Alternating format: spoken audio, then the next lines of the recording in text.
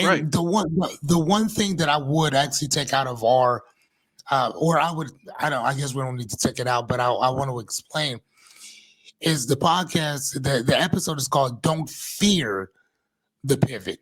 And Hmm. here's the thing. Sometimes that shit's gonna be scary. Yeah. So I'm not gonna tell you don't fear it. I wouldn't tell you that. I would tell you to pivot with caution, but sometimes you still just need to pivot, period. Or whatever. And is it gonna be scary? Yes. Because you're doing something that you didn't do before. You're stepping into unfettered, untapped waters. I mean, so yeah, that's gonna be scary. You know what I'm saying? So I don't want to tell people not to fear that. Be scary, be scared about it. Just do the shit anyway. And again, if you don't have to throw your whole entire business into it, don't. Yeah. If you can put your foot in there, if you could put a toe in there before you put your whole foot in, do that.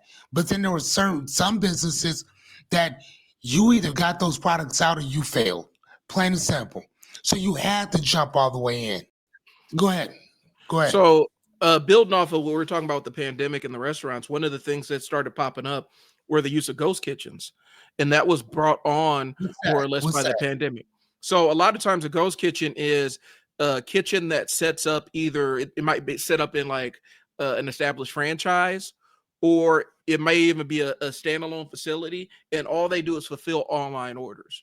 And so, Hmm. there's ghost kitchens that operate out of like think it was Chili's it was Chili's at the time, Oh um, wow. Okay. where all they do is sell wings, and so they use Chili's to sell wings. Mr. Beast Burger was a go that was a franchise on a ghost kitchen. So they'd find restaurants that could sell the product that they wanted, and they would use their kitchens to cook and ship and deliver the products. And that was literally born out of the pandemic. So it was given more variety to people. Now, sometimes the quality might have been a little bit dubious, but the Hmm. concept of utilizing this franchise's established kitchen, they can make extra money by running out of it. That was born out of a pivot from the pandemic because they had to Oh shut wow. down. And so they needed a way to actually deliver pizzas to people. And so they came up with an entire other brand that was a ghost kitchen essentially.